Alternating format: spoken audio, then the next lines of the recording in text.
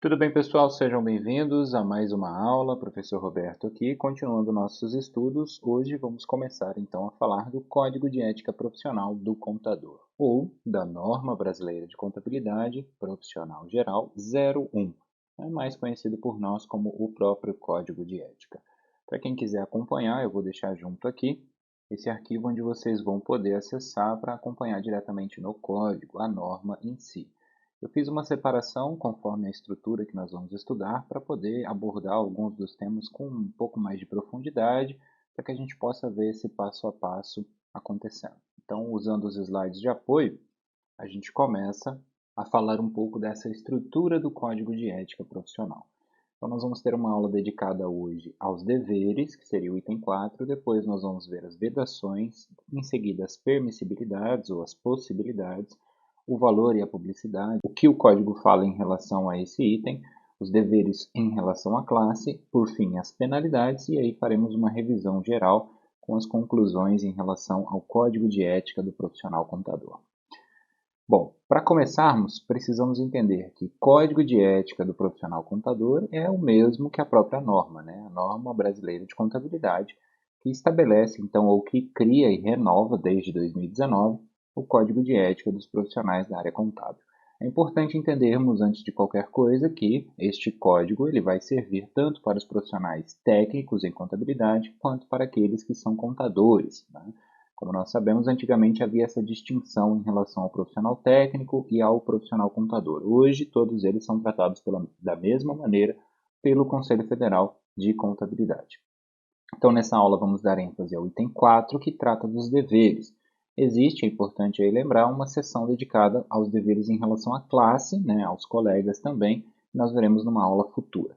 E aqui eu quero destacar o seguinte: a memorização ela é diferente da compreensão, por isso que eu vou fazer essas aulas separadamente. Porque de nada adiantaria que a gente memorizasse apenas o código, né? A profissão contábil ela se divide em inúmeras situações e nós temos diariamente um desafio em relação à ética. Por isso, não adianta apenas memorizar o código, mas entender as suas premissas para que a gente possa tomar melhores decisões ao exercermos essa profissão. Começando no item A, nós vamos ter então exercer a profissão com zelo, diligência, honestidade e capacidade técnica, observando as normas brasileiras de contabilidade e a legislação vigente, resguardando o interesse público, os interesses dos seus clientes ou empregadores, sem o prejuízo da dignidade e da independência profissional. Então aqui eu trouxe alguns comentários rápidos que são o seguinte: zelo, diligência, honestidade e a própria capacidade técnica, como nós já vimos nas aulas anteriores, representam esse cuidado em exercer a tarefa da melhor maneira possível, né, com toda a capacidade técnica, com todo o detalhamento necessário, enfim. E essa ideia do interesse público ou do interesse dos clientes e empregadores, ele vai representar uma coisa que é de fato um desafio para o contador, né, porque o interesse público representa o bem-estar social. O interesse dos clientes e dos empregadores ele não pode sobrepor essa dignidade e independência do profissional contador. Tá? Então, não é porque alguém está pagando por aquele serviço que o contador vai fazer do jeito que aquela pessoa quer, que aquele empresário deseja, ou alguma solicitação que seja, de certa maneira, antiética ou até mesmo ilegal. Essa independência profissional é justamente a garantia que o contador tem que manter, né? Ao executar o seu serviço, é preciso respeitar as normas, a legislação, e isso não pode, de qualquer maneira, influenciar nessa independência. Tá? Então, quando fazemos um serviço profissional contábil, precisamos entender que a legislação vem primeiro, essas normas contabilidade, as normas brasileiras de contabilidade vêm, de certa maneira, regulamentando e apoiando a própria legislação, auxiliando o contador, mas tudo isso gira em torno de executar o serviço de acordo com as normas, não do jeito que qualquer um queira, né? Independente se a pessoa está ou não está pagando por aquele serviço. No item B, nós temos então recusar sua indicação em trabalho quando reconheça não se achar capacitado para a especialização requerida. Alguns dos itens eles são de certa maneira autoexplicativos, eu deixei alguns comentários aqui, como nesse caso. O serviço contábil ele é considerado como um serviço intelectual. Então, essa capacidade para realizar o serviço depende do profissional. Se você não é capaz de executar o serviço, né, se você, por exemplo, não está habilitado, se você não é capacitado tecnicamente, é óbvio que você não deveria aceitar a execução daquele serviço. Então, fazer a contabilidade de uma empresa requer uma determinada especialização. para trabalhar com empresas do lucro real, para trabalhar com empresas do lucro presumido, para fazer uma recuperação de tributos, ou qualquer outra coisa que vocês consigam imaginar. Aqui o que eu quero dizer, ou o que o código tenta apresentar, é que é nossa responsabilidade, é o nosso dever como profissional contador, recusar a indicação em determinados trabalhos, não aceitar um trabalho quando você sabe que você não está capacitado para executá-lo. É esperado isso do contador de uma maneira meio que automática, por conta de estar listado justamente como um dever do profissional contador. Item C. Guardar sigilo sobre o que souber em razão do exercício profissional, inclusive no âmbito do serviço público. Como vocês já sabem, nós temos as atividades da contabilidade empresarial ou comercial, como a gente chama na faculdade, e se relaciona à atividade empresarial de modo geral, né? O serviço contábil para empresas. E existe também o serviço contábil para o setor público, ambos com regras, com características peculiares a cada uma das atividades. Aqui o que o código apresenta é que o sigilo ele é parte inerente do contador, né, da sua profissão. Apenas são ressalvados, né, os casos que são previstos em lei. Eu deixei, inclusive, aqui embaixo um exemplo de uma resolução, que é a 1530 de 2017, regulamentando alguns procedimentos sobre a lei que foi recentemente alterada, recente em 2012, falando sobre lavagem ou ocultação de bens, direitos e valores. Os casos de lavagem de dinheiro, caixa 2, como nós falamos de uma maneira mais popular.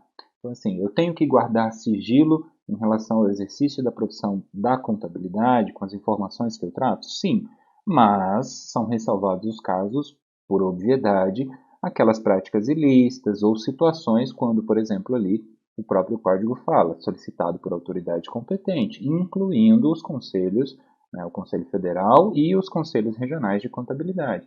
Então, é importante ter o sigilo? Sim, mas isso não é a mesma coisa, a gente vai continuar falando nos próximos itens, manter o sigilo sobre práticas ilícitas, por exemplo, né? Práticas irregulares. É esperado do contador o sigilo em relação às informações financeiras, patrimoniais e etc. Item D fala informar a quem de direito, obrigatoriamente, fatos que conheça e que considere em condições de exercer efeito sobre o objeto de trabalho, respeitado o disposto na linha C deste item. Então, essa informação, ela indica o quê? O sigilo profissional não é a mesma coisa que participar de crimes ou, como eu dizia antes, ser omisso às práticas ilegais, né? Então, aqui nós estamos com a obrigatoriedade, ou seja, com o dever de informar em determinadas situações, caso ocorram, os fatos que você conhece. Então, imagine que um contador é convidado a fazer um trabalho que ele sabe que é ilegal. Ele já tem, por óbvio, ali o entendimento de que o seu código de ética, a sua forma de agir eticamente em relação à sua profissão, não inclui a aceitação de trabalhos ilegais. Então, é a sua obrigatoriedade de recusar esse trabalho, enfim, se houver ali a identificação de irregularidades, buscar corrigi-las e, se necessário, em alguns casos, até mesmo efetuar denúncias. Tá? Então, eu deixei a legislação para vocês poderem aprofundar um pouco mais sobre esse tema, para quem tem curiosidade, quer buscar o assunto.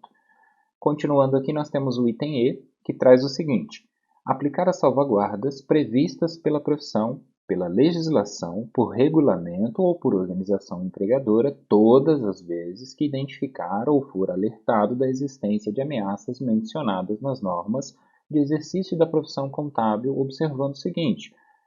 Nós temos aqui item 1. Tomar medidas razoáveis para evitar ou minimizar o conflito de interesses. Item 2. Quando não puder eliminar ou minimizar a nível aceitável esse conflito de interesses, adotar medidas de modo que não perca, então, a sua independência profissional. Como a gente já viu nas aulas anteriores, especialmente naquela aula sobre as normas brasileiras de contabilidade, né, as profissionais gerais, a gente tem as salvaguardas, que são uma forma pela qual as ameaças podem ser tratadas. Ou seja, são medidas que nós podemos tomar dentro da profissão que vão tentar minimizar ali um possível conflito de interesses ou uma certa dificuldade a um nível mais aceitável. Tá? Não há uma definição clara do que seriam essas ameaças a nível aceitável, mas há um entendimento razoável em relação à prática profissional.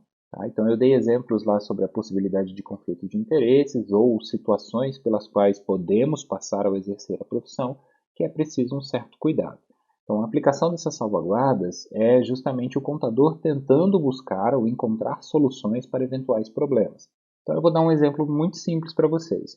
Você está trabalhando, prestando serviço para uma empresa, de qualquer ramo ou setor, e esse empresário, ele talvez não entenda, ou até entenda e por má fé, enfim, independente de qualquer que seja a circunstância, ele quer ter profissionais trabalhando para ele, né, empregados, mas ele não quer pagar tributos em relação a isso. Qual que é o nosso papel como contador? Nosso papel é informar essa pessoa, esse empresário, esse profissional, esse gestor, sobre o que trata a legislação em relação a isso. Então, não podemos ter alguém trabalhando de maneira informal dentro de uma empresa. Existem regras, existem leis, e tudo isso deve ser apresentado.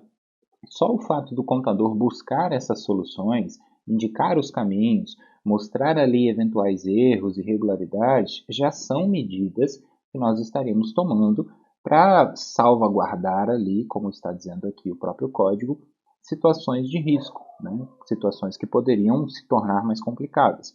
O conflito de interesses, como a gente viu naquela aula, é um pouquinho além disso, mas segue mais ou menos o mesmo raciocínio. A partir do momento que você se coloca à disposição da resolução de um problema, buscando e identificando eles, você já está, de certa maneira, diminuindo ou minimizando, enfim, tomando medidas para tentar evitar e minimizar esses conflitos, seja um conflito de interesses ou uma outra situação que possa ocorrer.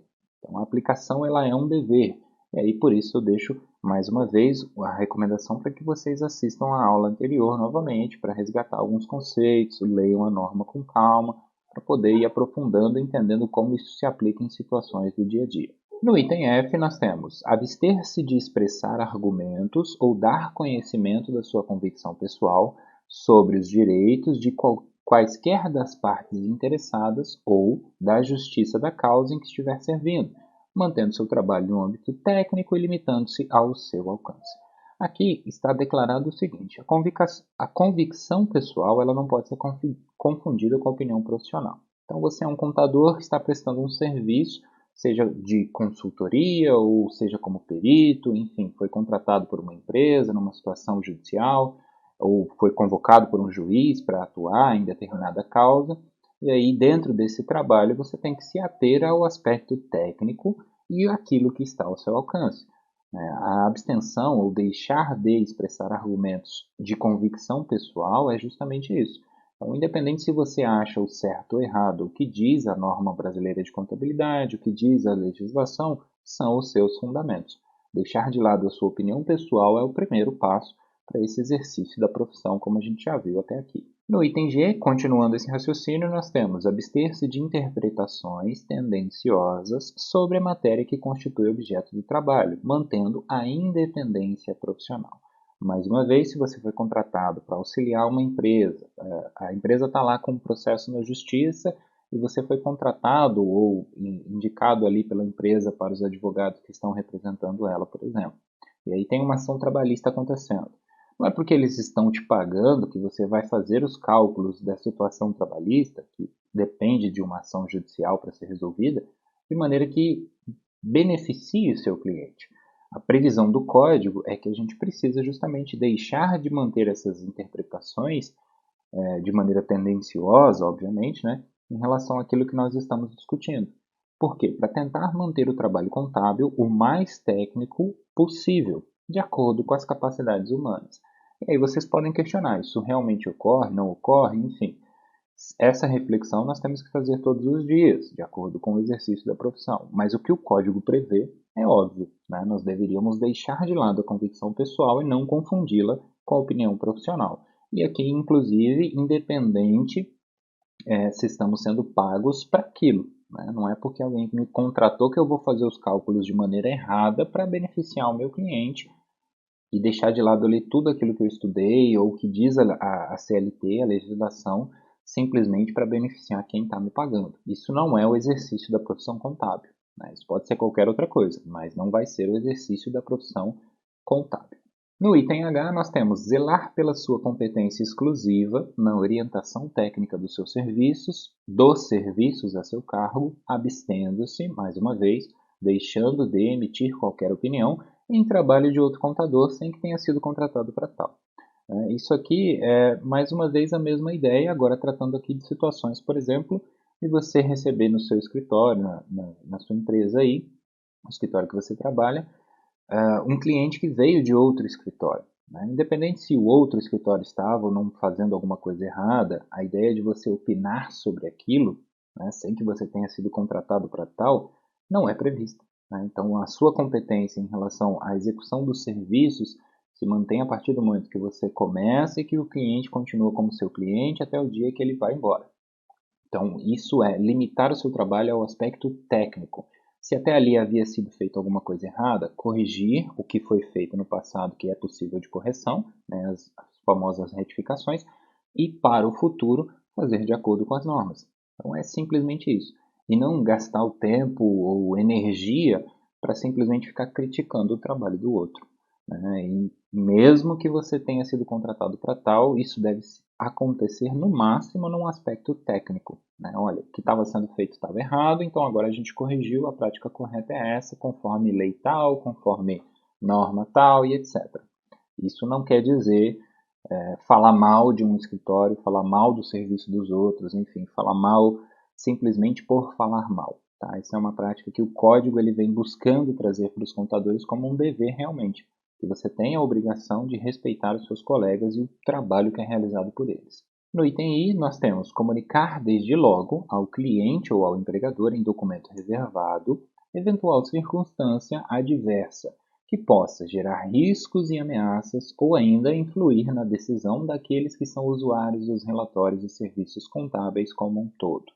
O profissional contador, eu coloquei aqui que ele tem um papel fundamental no processo de tomada de decisão. Então, o que está sendo apresentado pelo Código de Ética é que é seu dever entender que aquilo que você gera ao realizar ou executar peças contábeis, relatórios, análises, consultorias, o próprio trabalho do dia a dia de lançamentos, etc. No momento que nós estamos executando essa atividade contábil, nós estamos ajudando na gestão de empresas. Então, se você identifica ali uma situação que possa gerar risco, né, uma circunstância que possa apresentar aí uma ameaça, ou até mesmo, dependendo de como foi elaborada aquela peça contábil, uma DRE, ajudar os usuários dessas informações a interpretá-las corretamente também faz parte do papel do profissional contador. Então é isso que o código quer dizer. E quando você identifica essas coisas, é seu papel, seu dever comunicar e avisar ao cliente, ao empregador, de maneira reservada, obviamente, situações que possam ali, de certa maneira, gerar esses riscos. Então, despender os esforços necessários e se munir de documentos e informações para integrar-se de todas as circunstâncias antes de emitir opinião sobre qualquer caso. Acho que é autoexplicativo, tá? Mas aqui está basicamente reforçando isso. Antes de opinar sobre qualquer coisa, é importante que você tenha para si todas as informações necessárias, né? E muitas vezes a ausência de documentos leva a uma interpretação errônea de determinada situação. Então, sempre garantir que você tem tudo que é necessário para entender e opinar sobre qualquer situação. No item K, nós temos renunciar às funções que você está exercendo logo que se positive falta de confiança por parte do cliente ou empregador e vice-versa, a quem deve notificar por escrito, respeitando os prazos estabelecidos em contrato. Então, você está executando a atividade para uma empresa e percebe que as suas recomendações a empresa não segue, né? Ou até mesmo a empresa está solicitando coisas que você não concorda. Existe ali uma dificuldade nesse aspecto da confiança, né, por ambas as partes. Então, deve ser notificada a empresa por escrito, respeitado os prazos de contrato, para que você renuncie a essas funções, né? Isso é preservar a dignidade profissional, é preservar a sua independência profissional, porque é necessário que tanto o contador quanto o administrador consigam se respeitar e se confiar para que haja ali uma harmonia entre as duas atividades, entre os dois serviços. No item L, nós temos, quando substituído em suas funções, informar ao substituto sobre os fatos que devam chegar ao conhecimento desse, a fim de contribuir para o bom desempenho das funções a serem exercidas. Então, seja dentro do seu próprio escritório, você está executando o serviço e aí, de repente, uma empresa que você cuidava não vai mais ficar sob a sua supervisão, digamos assim. É importante que você passe todas as informações para o seu colega. Ou então uma empresa está deixando o escritório de contabilidade que você trabalha. É importante que você, nesse momento, entre em contato, converse, enfim, disponibilize todas essas informações para quem vai continuar executando aquela função. Isso preserva a qualidade do trabalho contábil, isso preserva, né, o bom desempenho das funções que precisam ser exercidas. É muito comum, infelizmente, nós termos exemplos onde as pessoas acham que, ao executar esse tipo de serviço, né, a pessoa ela quer guardar a pastinha embaixo do braço.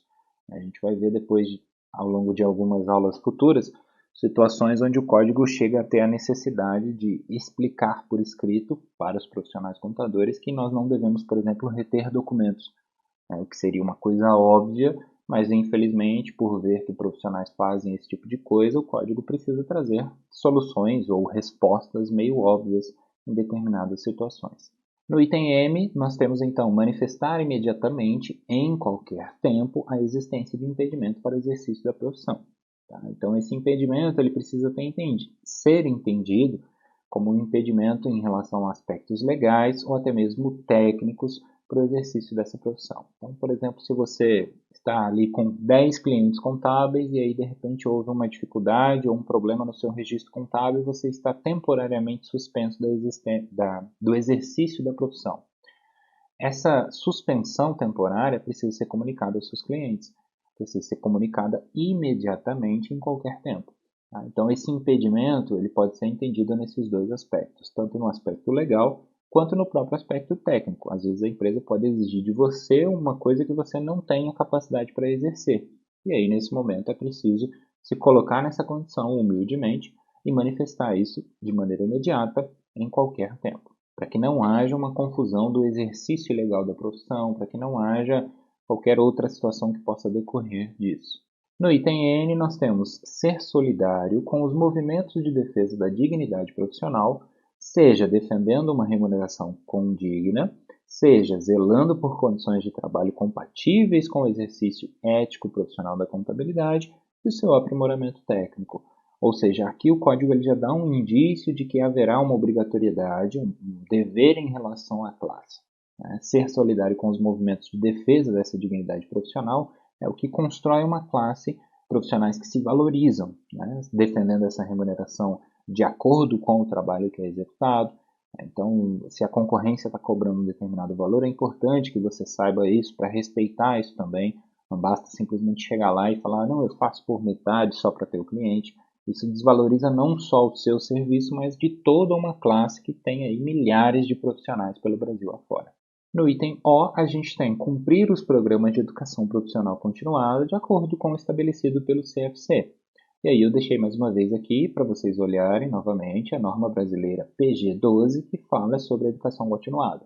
E lá vai ser detalhado quem deve, como funcionam os programas de educação continuada, quem tem obrigação, qual é a medição que o conselho faz em relação à pontuação mínima, o que vale cada curso, que tipo de curso que é, todo esse detalhamento que a gente também já comentou em aulas anteriores.